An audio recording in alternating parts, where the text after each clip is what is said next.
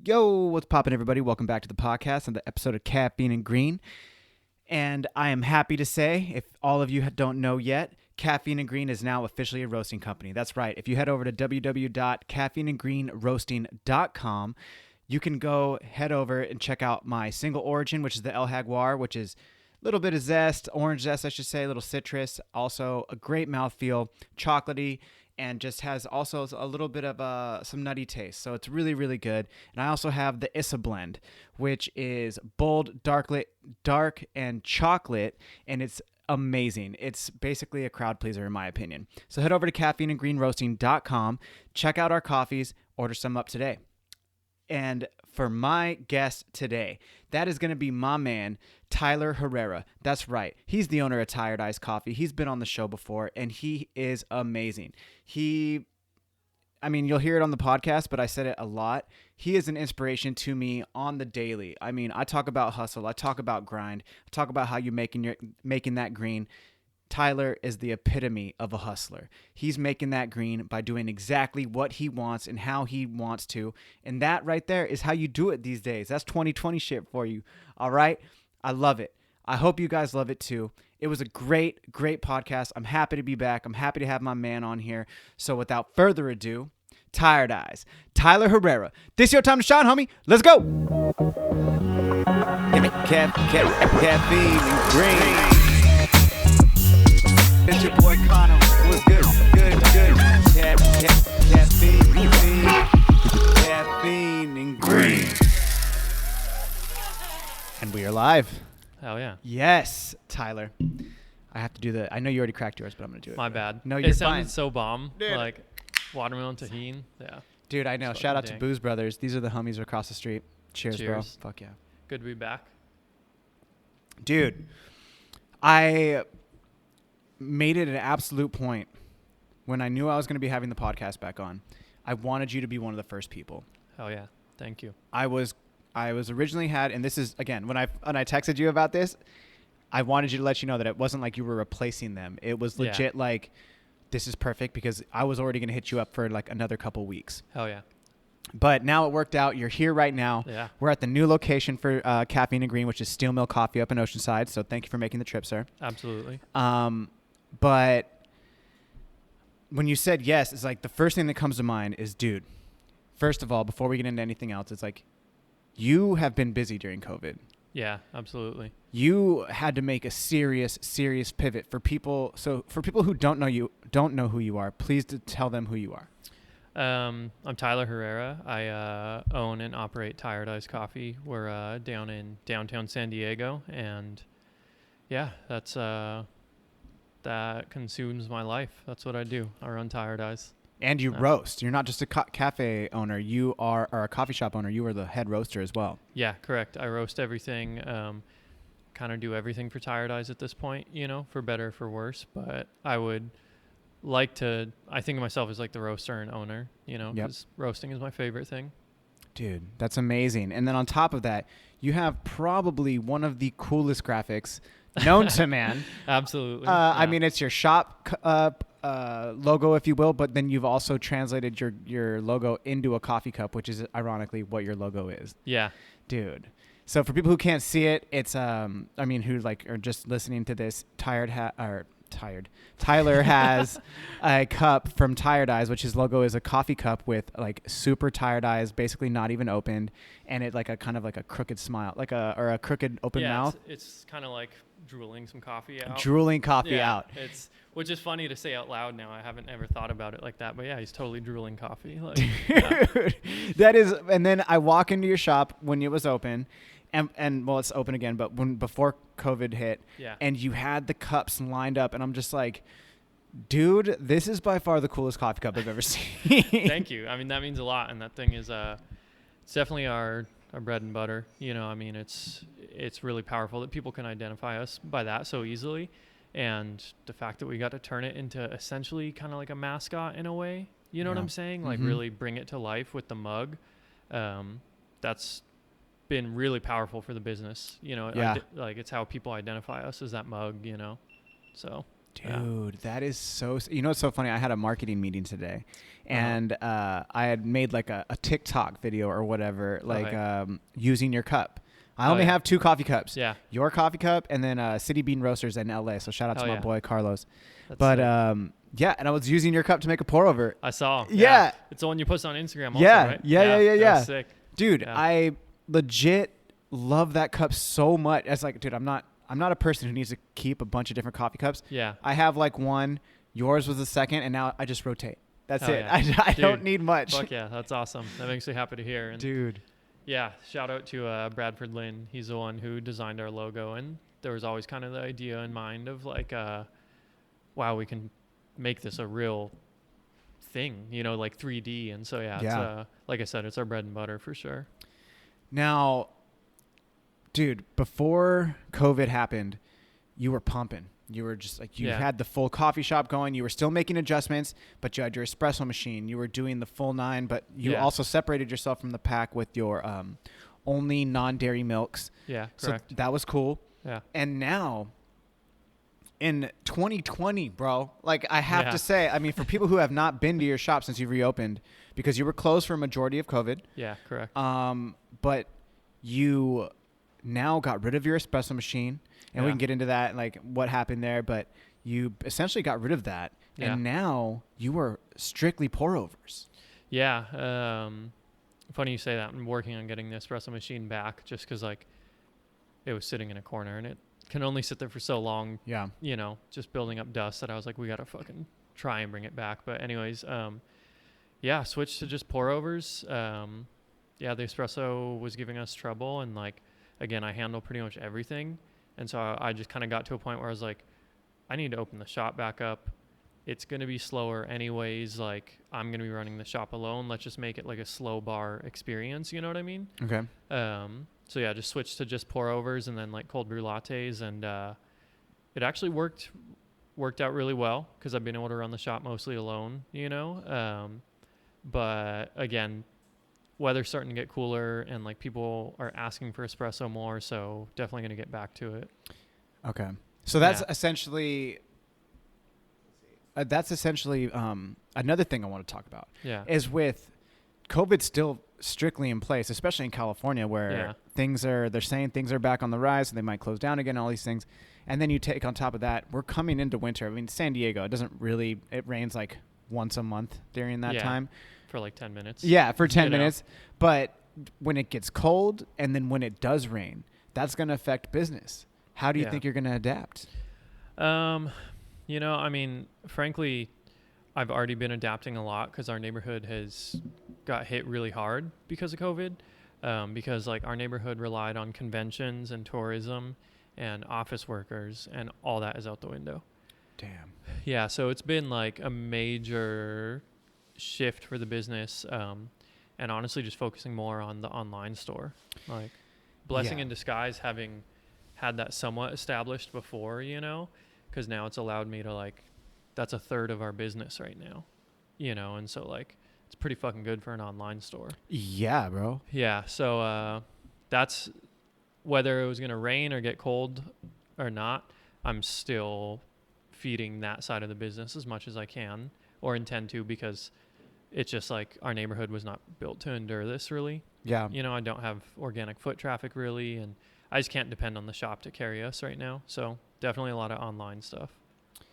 That's so amazing though that you did that. And that's one of the main reasons I wanted to like have you on the show is like how you're getting your green, right? Like that's like the big thing that I need to do is like Caffeine and Green is about like hustle and motivate. That's what it is.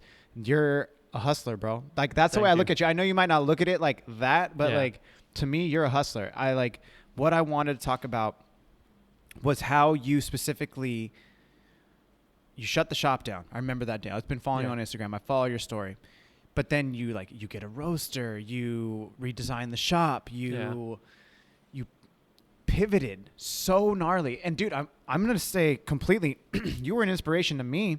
Oh yeah. When I saw like when I started the brand, I was like, yo, I want to do free shipping, or like, Yeah. free shipping when the local area, like I will drop off the coffee to you. And I Yeah. got that from you, bro. And I don't mean Oh, it yeah. like I'm biting you. I was like, I was fully inspired because you were grinding and hustling so hard. Yeah. You're like, yo, I will drop off the coffee to your front door, social distance, boom. But I Yeah. seen you doing the Instagram. I seen your back seat and the coffee Yeah. was there. Bro, Yeah. it was so sick. I was so hyped. And I was just like, fucking I went into, I think I was still working at Seven Seas at that time. And we might have still been open or something had happened. But basically, Leov was there. And Leov had a Tired Eyes hat on. I was like, That's sick. yo, where'd you get that? She's like, I ordered off his online store. I was like, That's yo, so that's sick. so Yeah. sick, because it was never about like competition. Yeah. It's about seeing you succeed and about seeing you coming up, and because like you have the talent, you have the skills, but Thank you're you. essentially doing this by yourself. Yeah.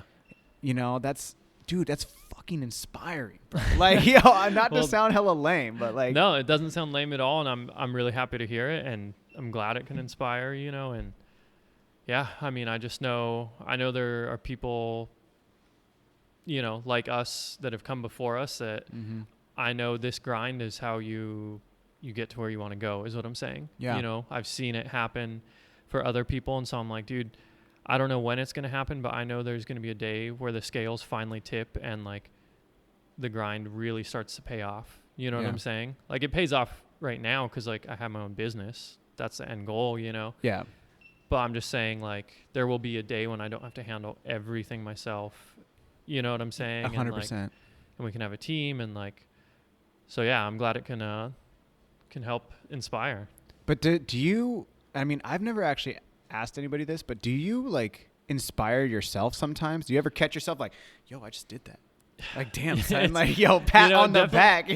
there are definitely moments where I try and soak it up, you know, because like, but I'll be honest, that hasn't happened until this year, because Really? yeah, finally getting some sense of stability, oddly enough, in the business, kind of was like kind of monumental, and it's taken me doing a lot of the stuff on my own, but it was like, I don't know, and it was partly COVID, just like taking a step back and like assessing everything, and also just like surviving COVID, not as an individual, but as a business. Well, and an individual. You're healthy, bro. Thank you, man. Thank you. I'd like to think so. Knock on wood. Mm-hmm.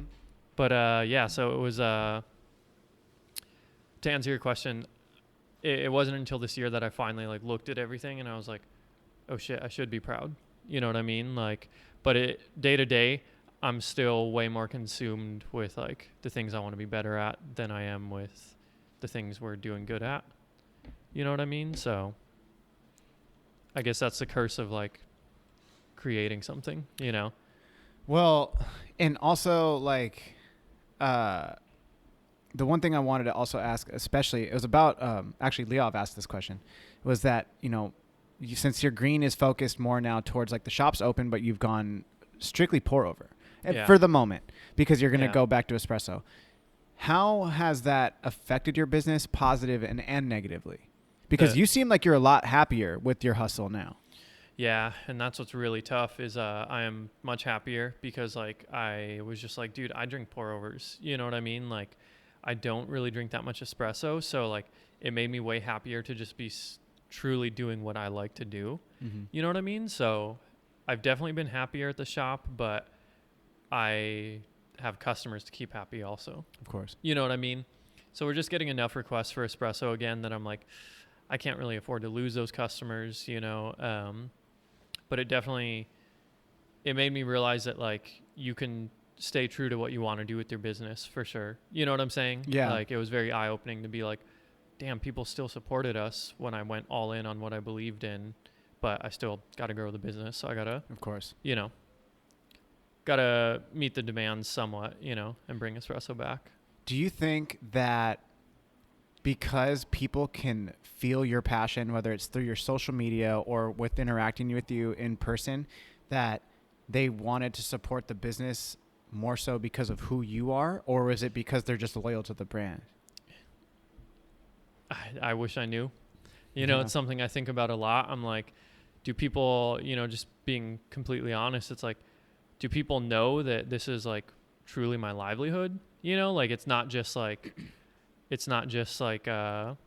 you know, a cash cow for me or anything, like, or some just like fun little thing I'm doing on the side. It's like, no, I live and breathe this. This is what pays my bills. It's what feeds me, you know, like, do people see that? Or is it just because they like, you know, the coffee and the brand and the merch, you know, like I always wonder. And I mean, I think during COVID, it's been a lot of people, frankly, knowing my story and really wanting to support that, you know, because I mean, I've been at it for several years now. So, well, dude, yeah. And that's the thing about your story specifically. I mean, I'm glad you mentioned that, because what you have over other people, or like what you don't see in coffee right now, is that everybody does have a story. Yeah, but absolutely. With coffee companies, it usually is like the story, they've already been established. Like when Cat and Cloud started, for to use an example, you knew who Chris Baca was. Yeah. I didn't know who the other guy was, but now I'm very familiar. Jared. And then so they did their thing. I saw their Kickstarter. I saw them come up, but like from the get-go, they were already like, you know, pushing tough, you know? Absolutely. You see your story,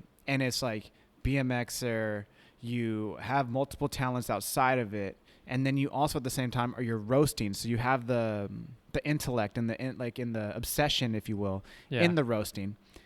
And then you open up your own cafe. You do these things, and it's like you're a one-man show, bro. You're over here just like, yo, son, I'm doing this, ain't no thing. Like, yo, it's fine.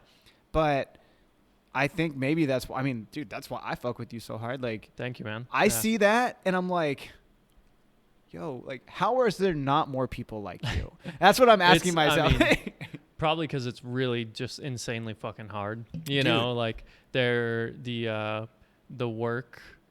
Like, let's be real. The reward outweighs everything, but the work is fucking 90% of it, and only monotonous. That's what I mean. Is like the work is every day, you know, and the times that you get to sit back and look at it and say, "Damn, this is cool."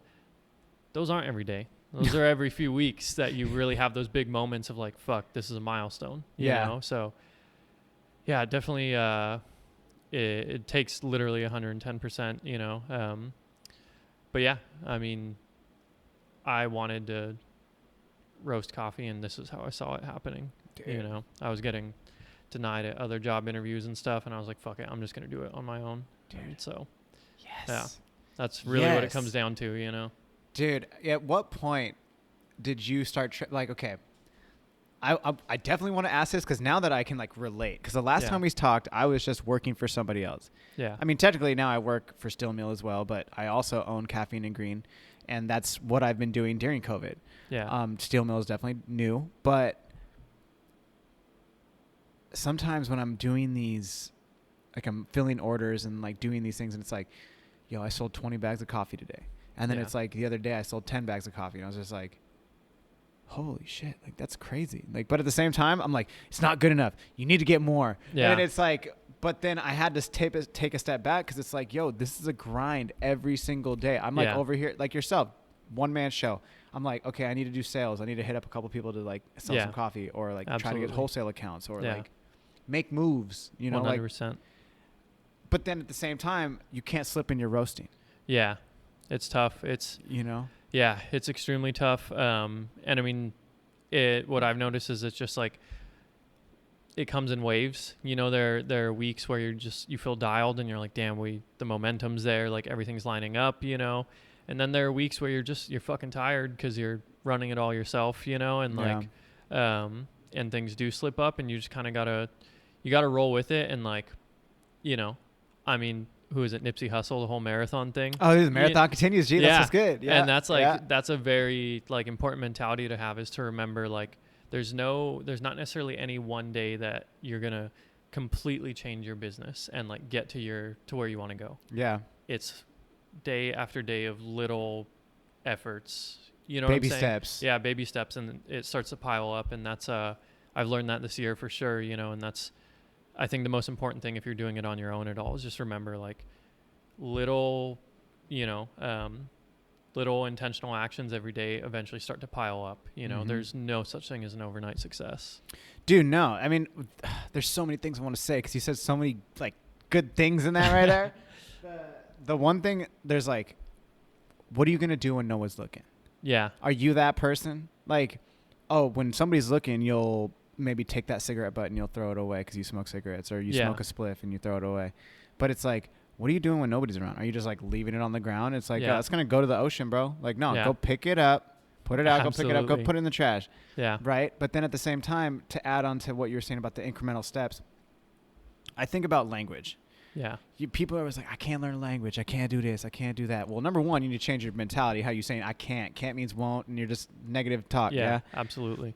On that, but every single day you practice hola or like ¿cómo estás? And then you start like learning it. And then, dude, before you know, 4 years later, all that little compacted, boom, you have like a good understanding of a complex language. Yeah, 100%. And then lastly on that was, dude, Nipsey had this video. I follow so many Nipsey things on Instagram. It's ridiculous. Like, I swear. Dude, like, that's where I see any Nipsey content. Dude, it's always on Instagram. Yeah. Always on the gram. Absolutely. And it's so good. Bro, like he knew he was obviously he didn't know, but it was like, it's almost like he knew that he was going to be as big as he was with the shit that he said and how he carried himself. There was one thing specifically that he said that was like, he's like, every single day you're grinding, you grind, and then you wake up one day and you're like, all you are is in the middle, but you are closer to where you're trying to be than where you started. So keep going. Absolutely. Bro, every single fucking time I hear that, it's like, yeah. You and feel that's me? It takes, I think the most successful people, I would imagine, they probably embrace that mindset, you know, of just like remembering that like you're never just going to wake up exactly where you want to be. You know, like it's all, like I said, it's all those little actions day after day after day finally pile up years later, and suddenly you're like, oh shit, this is working. Dude. Yeah. No, that's heavy. Yeah. And he, I mean, dude, there's so much to be like, so much inspiration and advice to be had in the hip hop community, because it's about the come up. Always. You know what struggle. I mean? Yeah. And like, that's how I got into hip hop, was like, yes, it's a big part of BMX, but when I really got into it was around the time I really started building Tired Eyes. Cause like, really? Dude, yeah. Cause like it's about survival for a lot of them. You know what I mean? And like, it's just good to reference that mentality when you're trying to fucking. Well, it's not all, dude. That's the common misconception. Like with any music, if you don't understand punk, if you don't understand heavy metal, you're just, all you hear is fucking noise. But like at the same time, when you get into it and you listen to what they're saying, whether it's a prolific artist like Nipsey who has a way with words and describing how he came up and how he did things, or there's like Fleetwood Mac that has like you know, if you talk to Stevie Nicks, they would tell you what the meaning is behind this or whatever. It's deeper. It's not about the genre of music. It's about the artist. Yeah, absolutely. And when you get into these artists that are, how do I put it? They're so influential and they transcend hip hop when they become part of popular culture because of the message that they were portraying, but then also exuding. Yeah. You know, like Biggie, the way he was such a good storyteller. Obviously, Biggie wasn't like a G the way Pac was a G, arguably. You know, but like, depends on what side of the country. Yeah, you're from. Exactly, right. But like Biggie, to me, was always a storyteller. Like, I can't imagine Biggie's over here doing all these like robbings and doing these things, but he could tell it. Yeah. But you might see Pac out actually like, doing it. like, woo, woo, woo, woo, what's that? You know, like type shit. But Pac had the message, but not the lyricism. Biggie was not a G. He was a G, but not a G like that. And then, but he had the story, like, but the way they can like describe what you see, you don't need an instrument for that. Yeah. Because their lyrics are the instrument, and that's real talk. And like, they're talking about the struggle, how they had to come up to get where they're at today. Yeah, 100%. And you that's know? Again, that's where I found a lot of inspiration in adopting that mentality, you know, and also I think that's just why hip hop is so powerful, is like, again, people, there's a misconception about what the lyrics are about. But if you listen closely, for a lot of them, it is like an actual story, you know, and that's what is so powerful about it. Dude, there's a song by Dilated Peoples. It's called Worst Come to Worst. Okay. And it's like, worst come to worst, my people's that come first. And then they talk about like how tight they are with their homies. Okay. And it's like, you put a Judas Priest shirt on and you got another homie who wears Judas Priest, that's your homie. Yeah. Worst comes to worst, 100%. small people's come first. Like, that's what it is. That transcends the type of clothes and the Yeah. type of like maybe urban environment or suburban environment that you grew up in. Yeah. People understand the loyalty aspect, and that's what makes that tight. Yeah. I fuck with And that. I mean, even, yeah, there's A$AP Rocky lyrics where he says, shout out to my people. We'll just say people. Shout out to my people with a game plan. Yep. You know, and like there's that. J. Cole says something about like, I'm just like LeBron. I ain't win until I get my N-word some chips or something like that. Yeah. You know, and he's like saying like, what's the point if you're not bringing your people with you? Yep. You know, and I feel the same way. And like I have a short list of people that I'm like, again, when Tired Eyes does start to really get rolling, you know, and start hitting the milestones I want to see it hit, those select few people are going to get taken care of. Well, dude, you know what I mean? Like, dude, Nipsey said that. He's like, circle got smaller, everybody can't go. Like, dude, and know? that's a huge lesson I've learned with Tired Eyes, you know, is I used to be like, everyone can jump on board, you know, I'll share my information with everyone, like, but I've gotten a lot more selective with like who I share like the tight information with, because it's like, yeah, dude, when you're working this hard, you can't just expect everyone to, I don't want to say keep up with you, but like, you just got to be careful about who you share your information with. You know, you want to just choose wisely, and it's totally fucking true. The more you start to little accomplishments you start to pile up, it's like you kind of got to keep the circle pretty tight. Well, because not everybody wants to see you win, bro. Dude, that's real talk. Enough, yeah, that's what it is. Yeah, oddly enough, it's absolutely true. And people who say, like, you know, it, I saw a quote the other day, a Nipsey quote. It was from one of his like Twitter feeds or something, and he's like, keep your business personal, like keep your close information to yourself. I'm gonna paraphrase, I don't remember exactly what it said. He said it in such a way, but it was like, don't tell everybody your business, because people that you're cool with hang out with people you're not cool with. Yeah. And so it's like, I was like, when I read that, I was like, damn, that's so true. Yeah. You know, it's like, I mean, dude, I'm not going to go too far into detail, but I had, you know, some piece of information spread about me that was ultimately really trivial, you know, and it was just a little tiff between me and a close friend, and it got around to someone else. And then I heard that person was like, yeah, fuck Tired Eyes, I won't go there because of this. You know what I mean? And I was like, I'm not a person that attracts drama. No, you know? not at all. Not at all. So when I heard that, I was like, you know what? I'm really going to start being real careful about who I like open up to. Yeah. Who you know what I with. mean? Yeah. Yeah. And it's not easy because I'm just like a friendly person, you know, but like, it's just so fucking important. Dude, it really is. It really is, man. You're just like, I don't know. Again, this is Nipsey right here. Like, everything I read about him, everything I see about him, all the stuff that I post about him, it's like the quotes that this dude had, it was like he had like an outer worldly knowledge. Yeah. I mean, dude, I think a lot of these hip hop artists sound like prophetic at times. You know what I'm saying? Dude, they do. Like, where I'm just like, damn, you see this shit from a different lens. You know what I'm saying? And again, I've gained a lot from listening to them, you know? Yeah. Yeah. What, you know, for me, okay, not to shift gears a little bit, but like one thing is, because it kind of ties in with music, but what's been really nice about Roasting at the Collective is that they have a speaker. Yeah. And dude, for some reason, like whenever I roast, there's nobody ever there. There's only been like Bear Coast. Shout out Bear Coast if you ever listen to this. That dude. Yeah. And then some of the Steady State guys. Yeah. It's pretty tame, yeah. Super mellow. Yeah. And I'll be chilling there roasting, and then if there's nobody there, like I just grab the speaker and I'll just bump some music. But I do the music that gets me going for that day. As of late, it's been like Black Sabbath. Hell yeah. I can tell you've been hanging at Steel Mill. Dude, but no, you know what's funny? Because I've been hanging here, I've been listening to more country, ironically. Okay.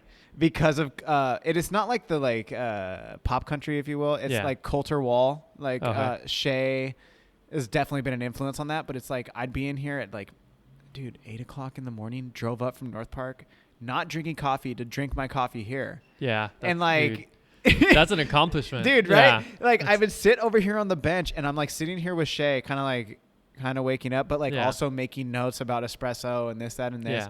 And then he pulls me a shot, and I hear this music in the shop, which is kind of nice because I love the cafe vibe, you know? Yeah, 100%. Yeah, Obviously. It's the you best, love it. yeah. But it's like, and I'd hear a song, and I'm like, dude, I've never heard this. And I was like, yo, is this Johnny Cash? And he's like, no, this is Culture Wall. And then he's like telling me this music stuff, and he's influencing me in the sense he's like giving me such a new option. Because like, yo, on the way up, I was probably listening to 21 Savage. I was probably listening to like Nipsey and some other people that it's just like, yo, at 7 o'clock in the morning, like you ready, like you got to get going. But then you come in and you hear Culture Wall, something on the blacktop. I forgot the name of the song. But it's just like got this like boom, boom, boom, boom, boom, boom, boom. Like, but it's like he's got this like Johnny Cash voice, and but then you hear like these other songs like Caroline, which are beautiful songs that are just like this dude pouring his heart out, and it's like, fuck, that's dope. This is tight, you know. Like I fuck with it. I don't care that it's not rap. It's that's sick. It's a vibe. Yeah, you know? Absolutely. Yeah, I can totally fuck with that, and yeah, music has been a big one for me. Is just as far as like, I feel like there's been albums or artists for every chapter of Tired Eyes that I've been obsessed with. Really? I mean, yeah, for sure. Dude, you got to tell me. Okay, when you were starting, like, because I don't know about you, but for me, when I was like making the business license and like getting incorporated and doing all these things, I was scared, bro. I'll admit it. Yeah, it's weird. Yeah, but I would be listening to Nipsey, like just all money in, son. Just all right, do it, and then you go. So for when you were starting it, what was the album? What was the artist? So ATM or KOD from J. Cole was a big one. Just because he reflects a lot on like his success at that point, you know, on that album. And so it was really cool to hear someone who had felt like they accomplished what they wanted to talk about it in a more like kind of in hindsight, you know? So that was a big one. I forget the actual name of the album, but it's an A$AP Ferg album. It has Plain Jane on it. The album might be Plain Jane, actually. Was it? It wasn't Trap Lord. No, that was his first album. Yeah, correct. Okay, yeah. But yeah, it has maybe like, Floor Seats, because it's Floor Seats 2 is out now. It's not Floor Seats, but Floor Seats goes. Okay. Yeah. But yeah, that was a big one. Yeah, J. Cole for sure, I would say, is probably what I can think back to the most. Really? Yeah. Wow. What is it? Is it just how he's been able to be so reflective on his? I mean, like, was it only hip hop? I mean, you didn't have any like rock or like. There was this album from this band Lord Huron. Yeah. Yeah, they're kind of like a little bit folky. Like, I heard it in Revolution actually. Roasters? Yeah. Oh shit! I heard it one morning there because I was in North County roasting, and I would sometimes go get coffee at Revolution. And I heard a song in there, and I asked them what it was, and then I got hooked on that album. Was it the Trails one? Yes. Dude, that like Strange Trails or something like that. Yeah. That album is fire. Yeah. I love that album. Dude, yeah, that album goes. Actually, there was another one. Oh, Tame Impala was big. Tame Impala was a big influence last summer when I was building the shop, and also Denzel Curry was. Yeah. Yo. Denzel Curry was up there for sure. Shout out Suri Cimarron. She's like a huge Denzel Curry album. She's all about him. Yeah. Yeah, he was a big one. So it was a good amount of hip hop, but wow. Yeah, Tame Impala for sure. And then Lord Huron. Yeah. Dude. Turnover was like my chill vibes. Do you listen to them? Turnover? No. Educate me, please. They're real like light and kind of airy like pop. Okay. But like with a lot of guitars, you know, like really clean leads and stuff. Okay. Not quite sure who to compare them to, but they started a little like emo pop punky, and then got real like a little bit slower and like super airy. Like they're sick. Okay. Yeah. Turnover. Sick. Yeah. So who right now for you, like when that was my question, I totally spaced on because I got so involved in the music part, but it's like, do you go based on mood? Like when you're roasting, do you like go in there and be like, sure. yo, like today I'm feeling this, I'm gonna put this, because like if somebody is in the roastery, you just have your headphones in, which is so sick because I love roasting in a cafe, but I love roasting when I don't have to like talk to anybody, dude, and I'm doing my vibes. I'm just in the mix, major you know? vibe. It's dude, such a vibe. Like I got my music going. I'm like, dude, as of late, I've been messing with this DJ called Channel Tres. Dude, Tres, or Tres, Channel Tres. I saw them. Yo. I saw them live. What? They opened for Vince Staples. Yeah. What? Yeah. Yo, where? L.A. like L.A. Live. Nokia Theater, I think it was. Yeah. Dude. Yeah. It Channel was sick. Tres is amazing. Yeah. It was dope. Yeah. Dude, I was roasting on Friday to that. Today when I was at the gym, I Yeah. had that album. It was just like Jet Black. Yeah. Dude, Dude, it's just so like it's just so like funky almost. It's super fun. It's like yeah. like borderline EDM, but like Yeah. not EDM. It's just funky, but like just like, damn son, like is this? It gets you moving for Yeah, sure. Have you like- seen the way they like dance to it and shit? No, is there music videos? I don't know if there's music videos, but I've seen them post videos on their Instagram. Yeah. And live they have like dancers. It's sick. Dude, Yeah. I'm so down. I Yeah. definitely want to see Well, that. Yeah, I guess he has dancers, because I think it's just one It's dude just mainly. one dude, right? Yeah, but he has dancers live, so it's sick. Damn.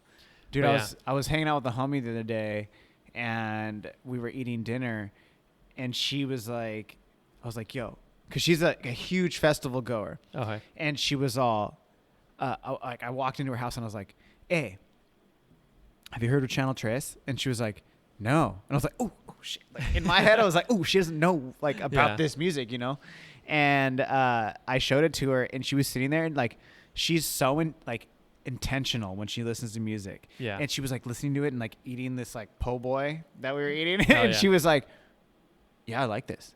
Yeah. And then That's- like the next song came on, and she was like, oh yeah, no, I like this. Yeah, this is tight. I was yeah, like- it's dope. It was Yeah. really cool. It's real like, again, it's just real like, kind of vibey, funky shit. It's hard to hear it and not be in a good mood. You know what I'm Dude, saying? yeah, It's it real definitely good sets mood. the vibe and like gets you going in the positive direction. Yeah, 100%. And it's like not slow enough that it's gonna like chill you out, but it's Yeah. definitely mellow enough where it's like I'm not like raging, but I'm definitely getting it going. Yeah, they're sick. I fuck with them. Yeah. Okay, so tell me, dude, another thing, you got a roaster in the middle of the pandemic, Yeah. an SF6, Mm-hmm. and I love that. I have been on the SF6 as well, and I've been roasting on it, and I love the fact that you can like just make minor adjustments and see the immediate Yeah. result, Yeah. if you will, or reaction. But it's interesting because of that. It's a single barrel drum. It has like 3 burner rows, maybe Yeah. two burner rows, 3 burner rows? I think it's actually. It might just be one. No, it's Yeah. at least 2. There's got to be 2, You mean rows? like rows. Yeah. Yeah. I don't know. I'll have to take a look at it again. I'm pretty sure it's 2, but regardless, Yeah. the single barrel. The thing I wanted to bring it up is like the single barrel drum. Like the single wall drum? The single wall drum, Yeah, sorry, I okay. should say. It's so interesting because it just takes on heat so like Yeah.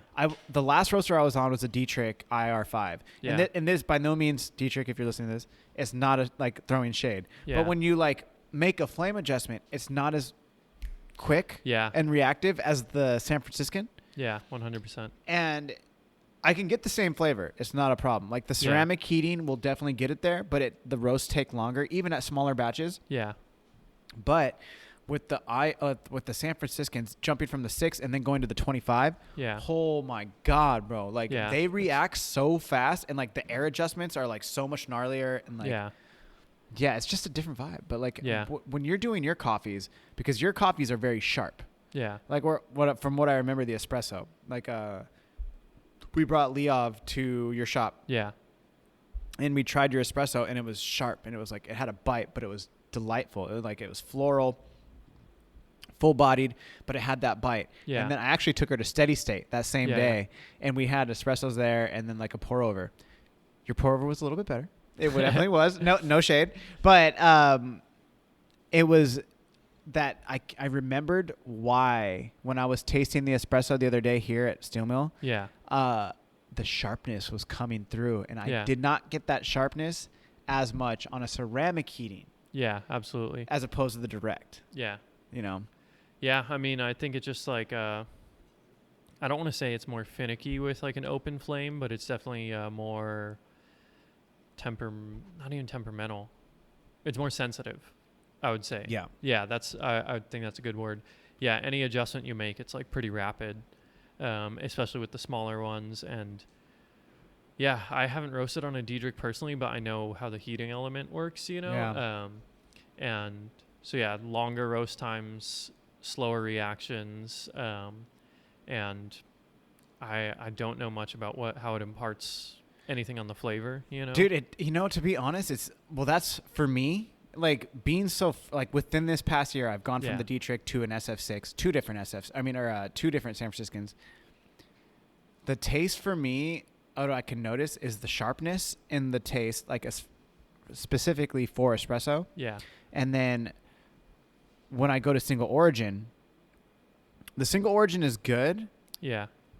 but on the Dietrich, it was like smoother, if that makes Yeah. sense. I don't know, like it sounds kind of dumb, but like Yeah. you understand what I'm saying? No, Like I feel you. with that ceramic plating, it definitely made it like a smoother Yeah. taste. Yeah, I mean, I think I heard someone describe it like this before, and I think from what I understand, it's accurate. Roasting on a Diedrich, they said, is like a big like cruise ship, you know, like it's like smooth and like takes longer, but like, it's like a little easier almost, you know, because like it's a little more predictable, I guess. Yeah. Like you're just on a set path for a long time. You know what I'm saying? Yeah. And then they were like, but roasting on an open flame, like more traditional drum roaster, is like a speedboat. You know, it's like you got to learn to control that. Yeah, thing. a little more power, a little more fun, like a little more maneuverability, but more room for air. You know? Super. Yeah. Super. Yeah, that's I hear a lot of people talk about that. Actually, switching from Diedrich to like a more traditional drum roaster they're like, it's super sensitive compared to Diedrich. Yeah. Well, I mean, and we've talked about this before. Like when I started roasting, I was on the Probat L12, which is a double walled. Yeah. Like refurbished 1950. Yeah. Was that at Zoom Bar? Zoom Bar, Right. yeah. That's Yeah, right. yeah. I was just there. Shout out to them. Like I was just there today. Got the cappuccino. Still, in my opinion, the best cappuccino in San Diego. Like Oh, I'm yeah. talking like north to south, but was actually really nice. Sorry, Giles is here.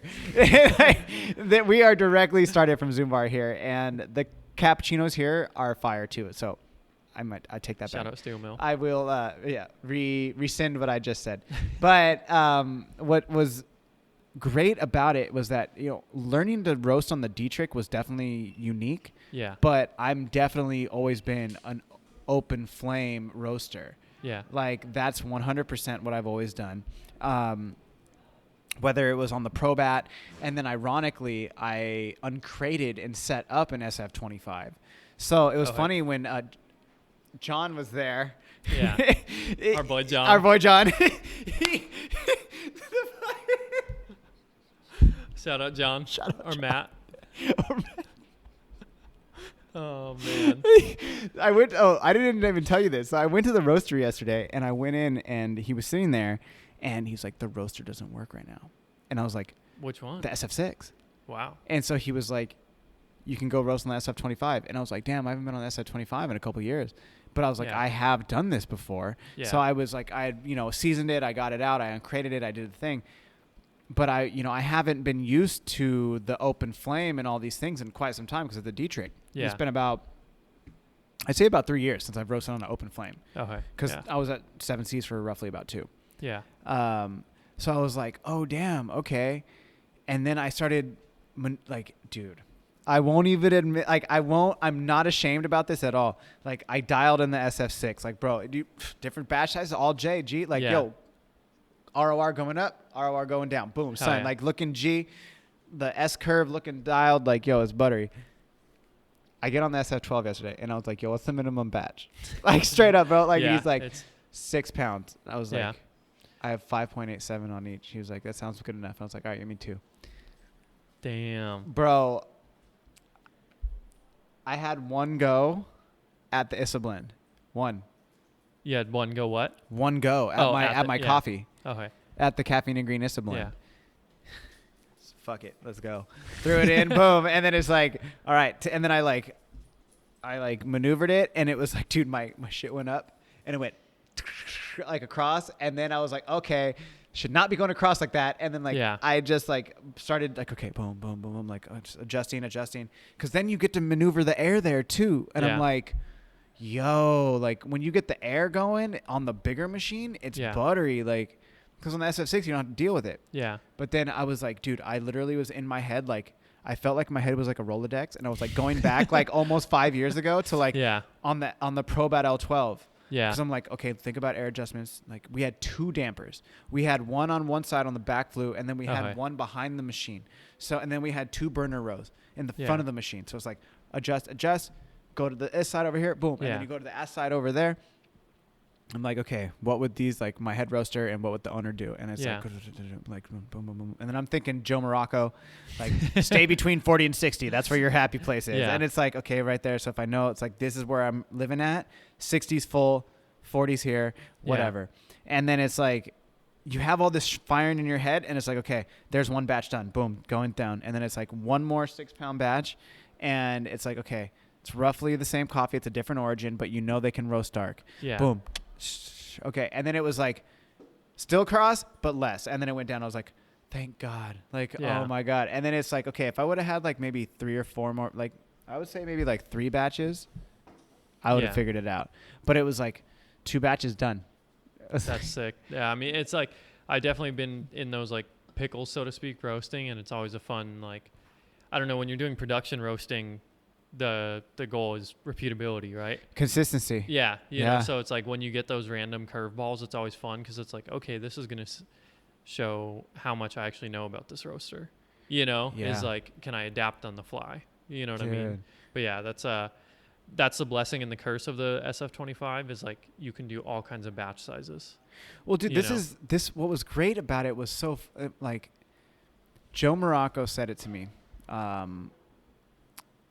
I don't remember if it was at Coffee Fest or if like when we had our podcast, but I do remember him specifically saying that like he was on like a sample roaster and he like sample roasted this coffee and it was like the best coffee that like this importer had ever tasted and it was great. And then he put it on the production roaster and he could not dial it in. Yeah. And it's like, okay, first of all, this is Joe Morocco. He's saying he can't dial in a coffee. Like what's going on? Yeah, absolutely.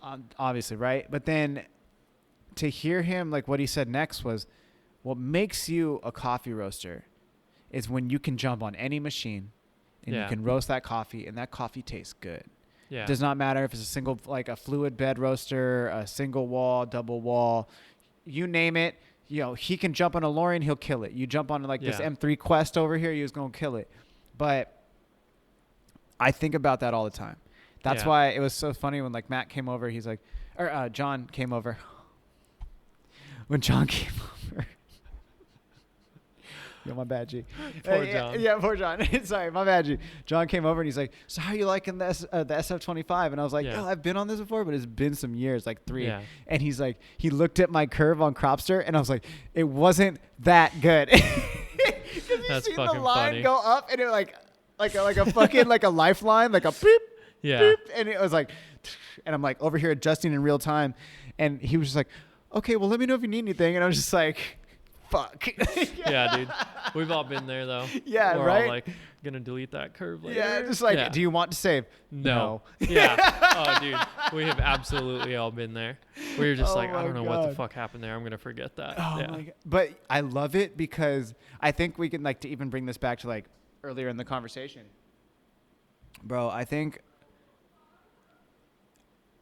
for me, taking the step, and I remember so vividly actually talking to you about this on the last time you were on the show, was like, you know, if I ever started a business, like I remember you specifically saying like, dude, you could definitely do it. Like, and I use that. I remember that. It might not be significant to you, but to me, when you said that to me, I was like, yeah, fuck, I see what Tyler's doing. Like if he says I can do it, well, fuck. Yeah. Like, you know, I use that to pump myself up. That's but sick.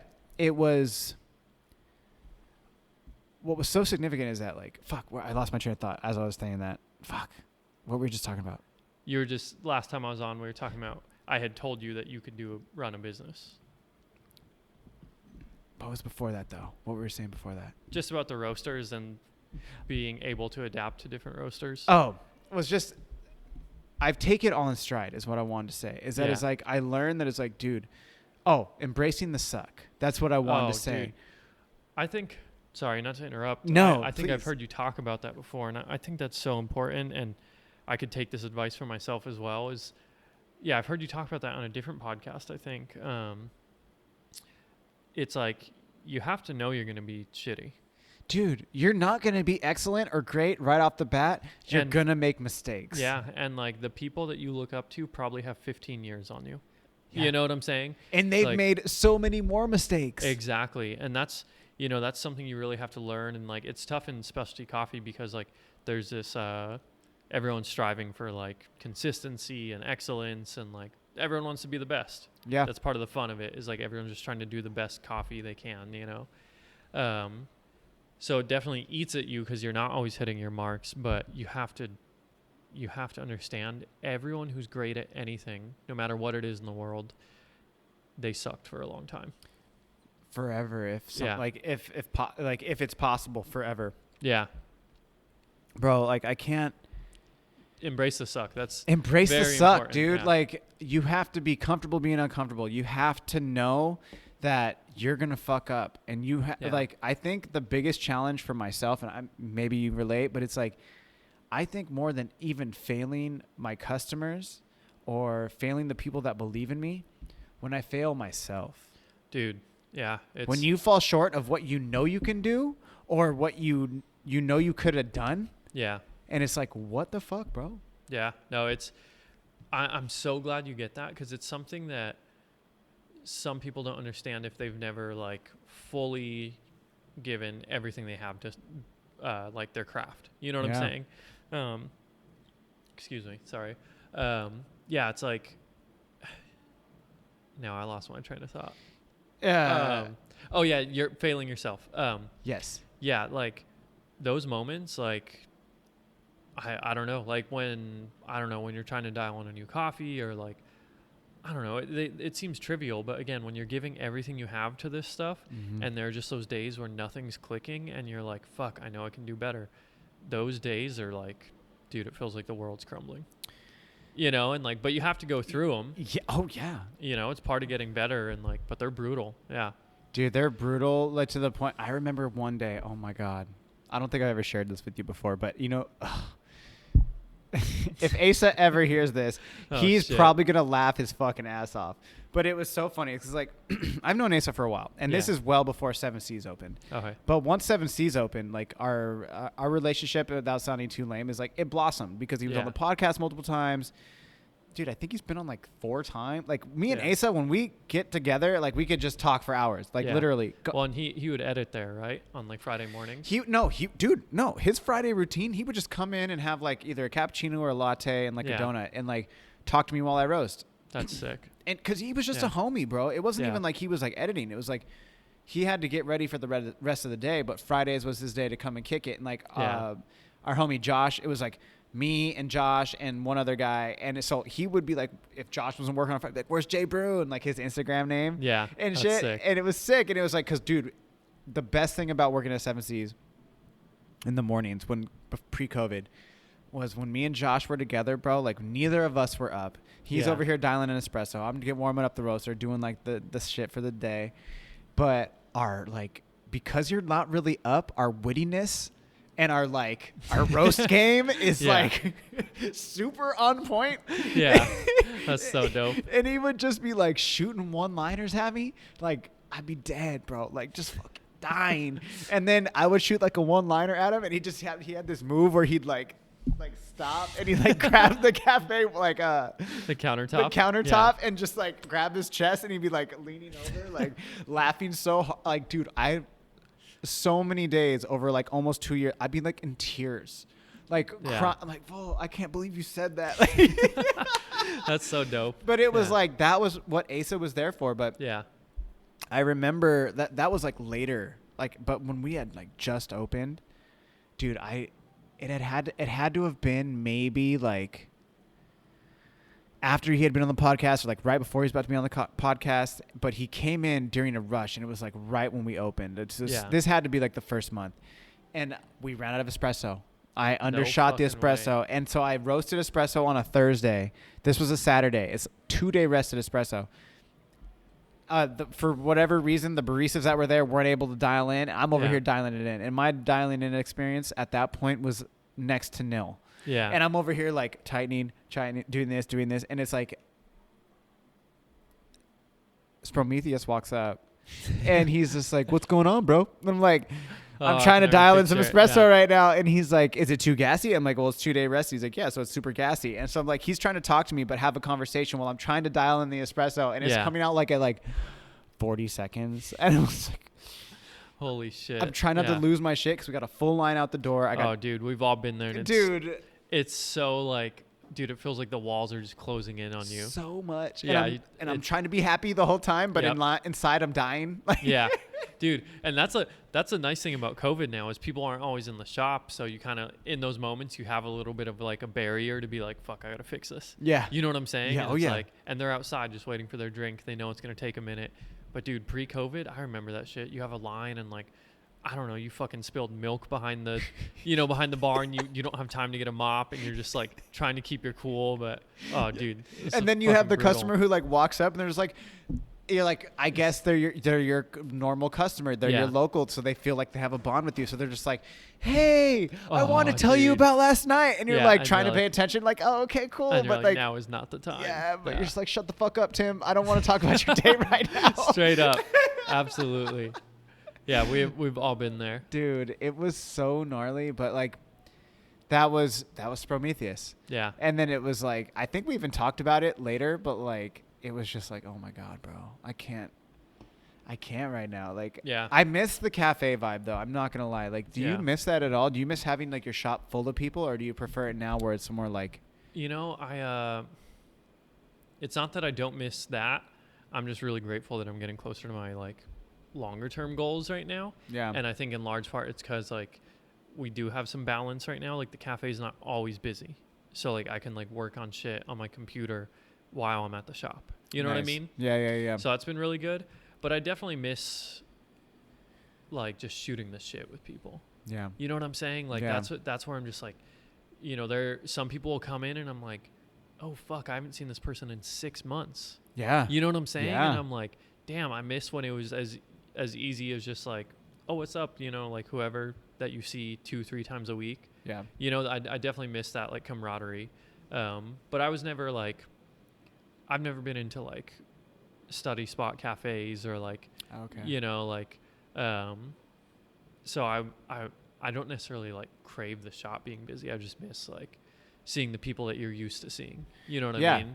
You're regulars. Exactly. Yeah. But dude, I mean on that point, I remember, it was after our podcast. Yeah. I came in the shop because I got a new camera and I like wanted to meet my homie there. And before my homie showed up, you just came from around the bar and you just sat next to me. We were just having coffee and like, dude, that's what I'm saying. Shooting the shit. Yeah. I like, because we're like a relatively like low volume cafe, that's what I miss is like, we are always doing enough business, but I still had time to chill with everyone.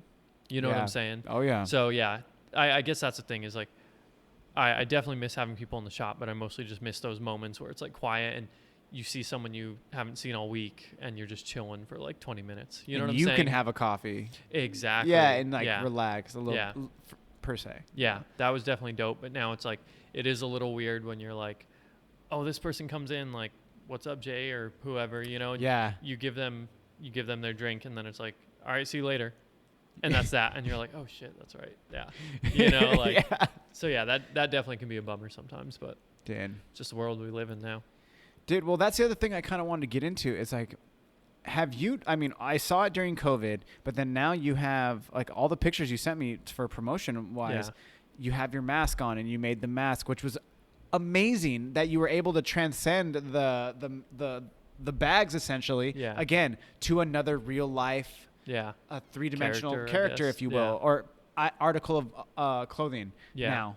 But you also during COVID, like if you weren't roasting, you were making merch. You made a huge push during merch. You sold out. Did you is it like still equal, or is it like merch is a real big part of the business. I mean, like I said, we're a kind of a low volume cafe, but I'm also not just selling a cup of coffee. You know what I mean? Like people like the merch. Whole bean in the cafe, Whole bean is really important also. I sell a lot of whole bean. But online, I sell a good amount of merch. And yeah, I mean, I'm pushing that hard. I have like a new line dropping for the holidays, and like, I feel proud to say it's actually like a line. You know what I mean? Like it's A very, line, bro. yeah, Yo. it's like a very well thought out merch drop, like clothing line essentially, you know? Damn. Cause I was like, it wasn't just that helped me like big time at the beginning of COVID. Cause I had just coincidentally had that merch ready to drop and then COVID hit. And so, Oh, damn. so selling all that right at the beginning of COVID got the ball rolling. You know what I'm saying? Like, Yeah. definitely gave us a cushion, but, it wasn't just that I saw like, oh, this is good for our business. It's just that I like really had a lot of fun, like essentially designing the clothes, you Yeah. know, cause like, and it really came from the BMX background. Sick. You know what I'm saying? Like Sick. I was just like, I realized like what happened was my brother prints some of our merch. And what happened was, he printed the merch and we went across the street to a school that he lives near to ride. And I was like, I'm gonna take my camera. Can you rock some of the shirts? I'm gonna take photos. And it just kind of clicked. I was like, why the fuck have I never tied the BMX lifestyle into what I do at Tired Eyes? You know, like I've thought of it before, but it Dude. never seemed that like viable to me. Yeah. And that day I was just like I'll keep those photos forever. One, because it's like my brother, you know, and he's like a big mentor for me. But like, two, because that was the day that I realized like, I'm gonna like, this is gonna be a big part of our future. Yeah.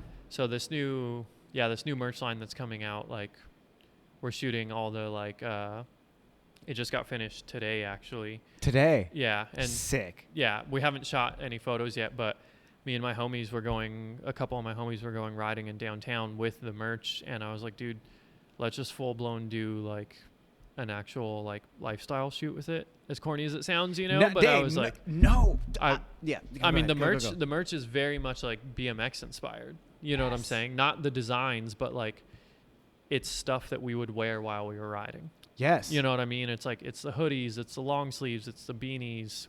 I made shoulder bags, you know, Nice, G. and cause like we all carry shoulder bags with us with like an extra tube. You know what I mean? Oh, like, you're so going like real nice with it. I consider those like my drug bags. oh, dude, Yeah. that too. Not You even know? not, dude. I got my fucking pen right. Yeah, in here. like yo, I have like a little thing of tobacco, a little thing of weed. It's like yo, Yeah. I pull it out, yo, boom, there I No, go. yeah, got my spliff. it's like everyone has these on the session because you have all your little fucking knickknacks. Knickknacks, that you yeah. need for the day. Yeah. So this new merch line is like truly and purely inspired by the fact that I ride, and like, Yes. you know, that's like the lifestyle that's influenced me. You know what I mean? So, so yeah, the merch is I'm pushing it to be a big part of what we do, you know? I absolutely love that. And Yeah. dude, I told you before we were at the podcast that I literally was talking about you in my marketing meeting today. That's sick. Oh, And yeah. I was like describing who the guest was. I was like, okay, so today I have, you know, Tyler from Tired Eyes here. Yeah. Do you need another beer? What's up? I have another one. Do you need another one? I'm chilling for now. Thank Okay. you, though. Yeah. I have Tyler from Tired Eyes coming on the show. I was like, to be honest, we're exactly the same. Switch out the skateboarding for BMX. Straight And up. I was like, yeah. he's a one-man show. He's roasting. He's been in the game for a hot minute. He grew his thing off social media. Like, yo, Yeah. I was like, he's a huge inspiration to me. And they were like, okay, cool. Oh, And yeah. then so That's sick. I was like, okay, let's go to the Instagram. I was like, let's look at the Instagram right here. Here's Tired Eyes. This is him right here. And I was like, you see this? You see what he's doing? He's fucking tight. And like, Thank you. so I was That's- like, make sure this shit looks cool, you know, kind of Yeah. thing. Obviously with the Caffeine and Green vibe, but that's why it's like, dude, when you tell me this, when I hear this, it just gets me so amped. Yeah. Because although I don't know the BMX lifestyle, we're in the extreme sports lifestyle, and Yeah. and as I've gotten older, I realize it's like you switch out the toy, if you will, Yeah. but you have the same vibe, the camaraderie, you know. It's just a tool, you Yeah. know, like is what it comes down to, is like you can take that mentality that you learn in skating or riding and adapt it to different tools and different fields. You Yep. know what I mean? And that's the switch that flipped in my head. I was like, I'm fully going to embrace this, because I realized that day, I was like, the reason I'm so willing to do what I do is because of the mentality I got from BMX. Yep. you know, and same with skating. It's like, it's about individuality. It's about like passion, and it's about like blood and sweat. Yeah. You Dude, know what and I mean? tears, bro, sometimes, Yeah, depending. straight up blood, sweat, and tears, you know, and like, but look, like skaters, BMX riders, no one's paying us to do this shit. And even if they are, it's not always a lot of money, but we still go do it. Yeah, and you're like breaking yourself off. Yeah. The thing that's interesting, especially about like, I guess we can shift gears and go to extreme sports here, but it's like my roommate, he's a rollerblader. And okay, it's like he's a cool guy, but that's like, in my opinion, this is how the hierarchy goes in extreme sports. For these four at the skate park, razors are the last, rollerbladers are like third to last, skateboarders, and then BMXers are above it all. In my opinion, they're like, but this is where skateboarders and BMXers, they're the gnarliest of the group. Yeah. For different reasons. Yeah. 100%. You guys hang on to the goddamn bike and then be grinding some pegs. And then it's like, mainly for me is the nuts. Like, you guys can take some serious impact on your crotch area. Yeah. That's why. And plus you're doing tail whips, and it's like, that's why razors, I mean, I'm not to be like, sorry if you guys razor, that's fine. No hate. But the reason why I don't like razors as much is that like you tail whip a razor, it's like, it's the midway between the skateboard and like a BMX. It's like, you just hop on the BMX, bro. Dude, I feel the same way about scooters. Like, look, if you're going out and you're getting it and you're having fun. Cool. Cool. Yeah. Like, I'm happy for you, but it's also just like, I see kids who rip on a scooter, and I'm like, dude, if you would have just picked up a skateboard or a fucking bike. I'm like, you could actually like, it would look cooler, and you could probably be doing this for a living. Dude, you know what I'm saying? I think that all the time. Yeah, I'm just like, scooters are just so out of touch. You Scooters, know what I'm saying? you weren't dedicated enough to be a skateboarder, and you weren't hard enough to be a biker. You know? Absolutely. That's exactly what it is. You know, it's like, yeah, you can do tricks. Yeah, at the end of the day, you're just having fun, but like, just choose one of the better ones. Yeah. You know what I'm saying? Like, I mean, I've, since I live with a rollerblader, which is very interesting, like, he's cool. Yeah. But he'll like, it's kind of funny because like, he'll show me skate videos or like his blading videos, if you will. And dude, some of the dudes he shows me are actually pretty tight, but it's like, there's almost a reason why you're not supposed to be able to do like 3 or 4 tricks on one rail, as opposed to like, if you're grinding one fucking gnarly rail and just the whole time, you know, it's like, I don't know. But it's so funny is like, he's been like, I love that he's been rollerblading though, because he hadn't rollerbladed in a couple, like, I don't know, probably like 10 years, but he like grew up rollerblading. He was serious about it. Yeah. Sponsored all that jazz. He sees everything that I've been doing since COVID, since we've been living together, and he's like, I'm going to go skate. And he like got new blades and like did this whole thing. He like met up with a Facebook group for bladers in San Diego. And they like went to Lena Vista Park this past Saturday. Okay. Yeah. Ray, what day did we go to the skate park or go to Slappy's to get a board? Saturday? Yeah. Okay. So for people who are just listening, Ray's sitting over in the corner. So we got a skateboard. I got a new board on Saturday, and I was like, oh, my roommate's at this like skate jam. He comes home, bro. Like, I don't know. It's probably 3 o'clock, 4 o'clock in the afternoon. He comes home and he's like, dude, it was so crazy. He's like, the fight broke out between these like skaters and rollerbladers. And I was like, what? And he proceeds to tell me like how these like kids essentially like threw rocks at this guy and like threw water on him and were like punking the rollerbladers, and they're like grown ass men. Yeah. And then all of a sudden a fight broke out, and they called the older brothers, and the older brothers started fighting the older guys. Like, I'm just picturing trying to fight in rollerblades. Dude, that's what I'm saying. Like, don't make me take off my blades, son. Right? I'm like, dude, how can you act tough if you got rollerblades on? Like, fuck. So what happened? He said that like, well, that's what I mean is like, he said that like they started fighting, and then the older brothers came and they started fighting, and then finally like he said the group started to disperse, and he's like, I'm just getting out of here. So he like came home, but he was so like jazzed up, and he was just like, oh my God, this happened. And then today actually, he like knocked on my door, and he's like, hey man, what's up? And I was like, hey, what's up? I'm just working right now. And he's like, oh yeah, I wanted to know if you wanted to go to the pump track with me, because there's a pump track in Carmel Valley. Yeah, Carmel Valley. And I was like, dude, I would love to go, but I'm like in the middle of something. I'm working right now. And he was Yeah. like, no, totally fine. Don't worry. And then like, it was just funny hearing him talk about it. It's like, he went to the pump track. He said there was like fences all around it. And he's Really? like, I didn't want to jump it. So I just like went to a different park. And I was like, that's so not a skate mentality. Like it says it's closed because of COVID, Dude, but obviously everything's I'm open. so like, glad you say. I I have such a good story for this. Literally yesterday, me and my homie are riding a spot. I dropped the pin for another homie to come join, and like he rolls up, and it was his first time at the spot. He gets out of his car, and he's rolling up, and there's a gate open. It's like an abandoned building. Yeah. There's a gate open that you can just roll right through. He doesn't even see that. He rides right past it, and he goes to jump the fence, and he was like 20 yards away from us, and we were like, no, you don't got to jump it. Like, go over there. And we were just laughing because he was like, man, this fool was in full street mode. He was like, I see the fence, I'm jumping it. Yeah. You know what I'm It's like, saying? there's And a like, fence. That's just a speed bump. Like, yo, exactly. we're going over that. He totally didn't even see the wide open one. He just saw the one he was going to jump. And like, that's the mentality, you know? Like, Dude. yeah.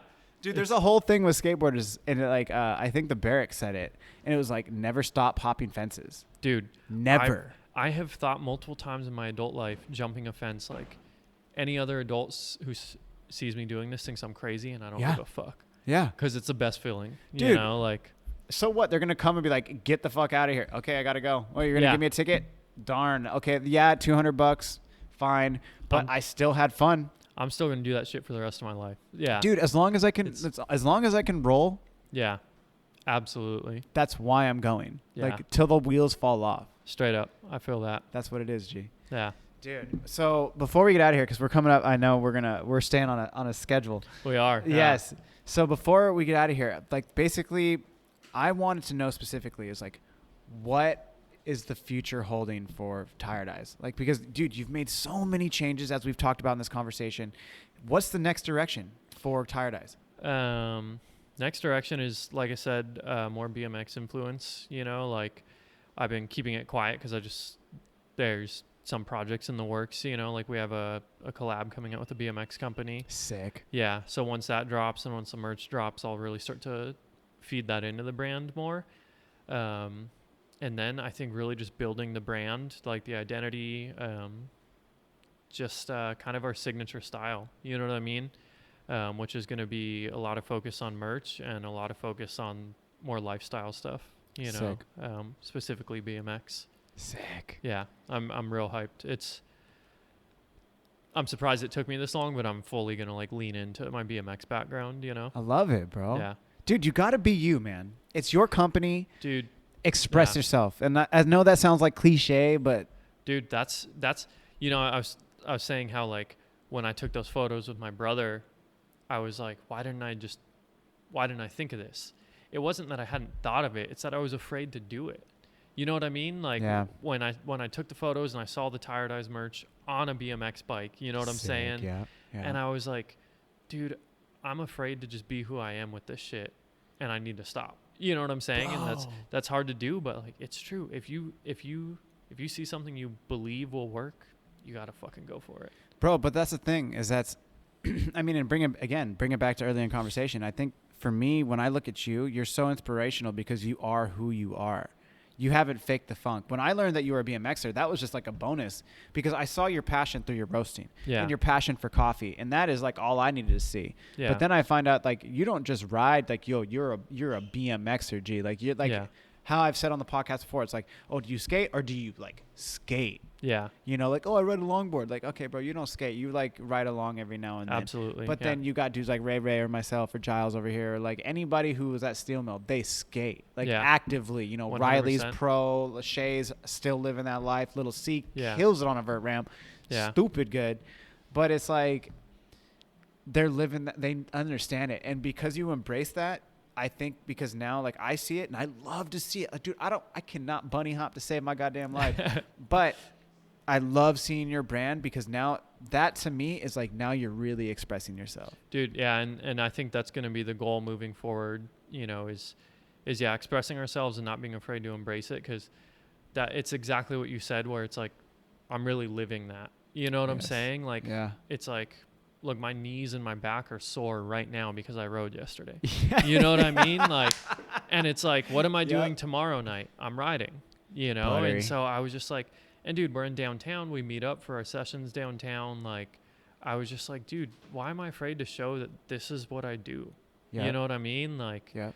so yeah, definitely leaning all the way into that. And people can see when it's for real, you know? Dude, because they're gonna call you on your bullshit, bro. Like Yeah. you're hard enough and you're real enough that like you're the type of guy I would expect to be like, yo, call me on my shit. Like, you know, like if I'm gonna Frankly, fake the funk. yeah. And that's, again, that's what it really came down to, was realizing like, I used to be afraid, like, would that be gimmicky? You know, Nah. like, are people going to think that's a gimmick? But then again, I was like, I was out, and like, because of COVID, my circle got smaller and stuff, you know, and I found myself riding more and more.